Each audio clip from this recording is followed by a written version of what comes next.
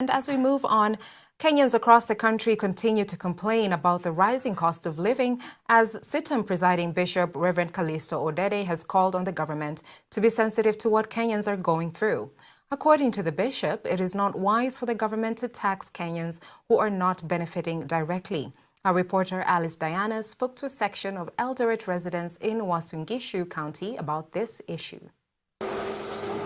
A section of Eldoret residents from Uasin Gishu County have expressed their frustration following the rising cost of living in the country. Sheila Korir, a student at Mount Kenya University, is among Kenyans who thought life would be better after President William Ruto took power. Sheila has, however, been forced to defer her studies due to the tough economy, and she is now working as a shopkeeper, a job she hopes will help her raise school fees so that she can return to school. School fees hakuna, so nimeona tu kuliko niende nyumbani wacha tu nika hustle kidogo tao, at least niekeweke kidogo hata mimi niongezee kwa school fees, rent pia, chakula ya. Cost of living sai Eldoret, it is not giving. Ku afford chakula imekuwa shida, hata unaona youth wa hii area wana idol, so unapata hata wizi imekuwa mingi. Kuna hata idolers wamekuwa wengi sana, unapata wanaenda, they are dealing with drugs. Yani kama wameona tu maisha imekuwa ngumu, there is no otherwise to do.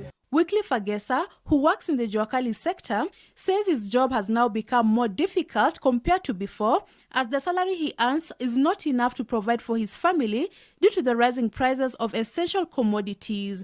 Sasa tunaona maisha imekuwa ngumu sana, sasa hata tunashindwa tunaelekea wapi. Juu kama kitu hapo awali tulikuwa tunapewa 1000 hiyo, juu mshahara yetu haijawahi panda, haijawahi shuka, vile vile tu tulianza nao na ndivyo imebaki hivyo. Ilikuwa inatusaidia, unaweza lipa nyumba, unaweza ukiwa na familia unaweza mahitaji ya watoto kwa shule nini. Lakini sasa hivi imekuwa ngumu sana, haiwezekani. Hata watoto sasa hivi wanafukuzwa. Sisi wana jua kali tunateseka sana. Watoto sasa hivi wanakaa kwa milango. Juu ukisema ulipe school fees, itaonekana sasa hiyo watoto watakula kwa nyumba, watalala njaa. Agesa and Ibrahim Nyango, who works as a boda rider, says President William Ruto has failed to deliver on many promises he made to Kenyans during campaigns, including reducing the cost of living. Zile ahadi walitupea wakifanya campaign, tulikuwa na imani nao na tukawapa kura kabisa kwa imani, tukafikiria labda maisha itabadilika, lakini ndio imekuwa ngumu zaidi. Sasa ile ahadi zenye walitupea vijana ati hustlers nini, tuna benefit, hakuna chenye tuna benefit saizi. Saizi ukiona sasa watu kama boda sisi tumefinywa huko chini kabisa, hatuna mahali pa kupumulia saizi. Saizi maisha ni ngumu, venye waliongeza hiyo mafuta Ruto, nakwambia please, umetuangaiza bro.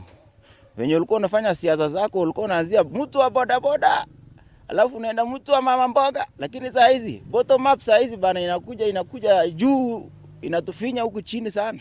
Hata kama serikali tuko ndani, umetufinya brother, ndugu yangu, punguza bana. Angalia watu wenye wako chini. Muzikuwa huko juu mnajiongezea mshahara.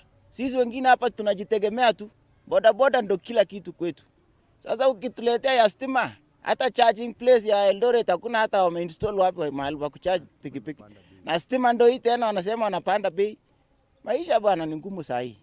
As Kenyans continue to grapple with the cost of living, CITAM presiding Bishop Callisto Odede has called on the government to be sensitive of the difficult situation Kenyans are facing before raising the prices of essential goods such as oil and taxing them more. The purchasing power of Kenyans has really gone down. And this has been attributed to lots of things. This has been attributed to economic recovery after COVID-19. It has been attributed to the state of the world economy that's not only affecting Kenya. But as we look through this, I think part of it maybe one might say is actually attributed to the situation in Kenya where we have taxes being introduced by the government and not just taxes, but taxes that are constantly increasing in a state where what a person takes home right now, when you add all the taxes, the VAT, the tax on fuel, the tax, a person is almost getting to a stage where a half of their income is actually going to taxes. I think this is not something that we cannot change. We know the government may be hard pressed because of the debts that we are serving, but in spite of that, they need to be sensitive to the condition of the people. Because if we are not sensitive to the condition of the people, we are actually killing the donkey by overloading it.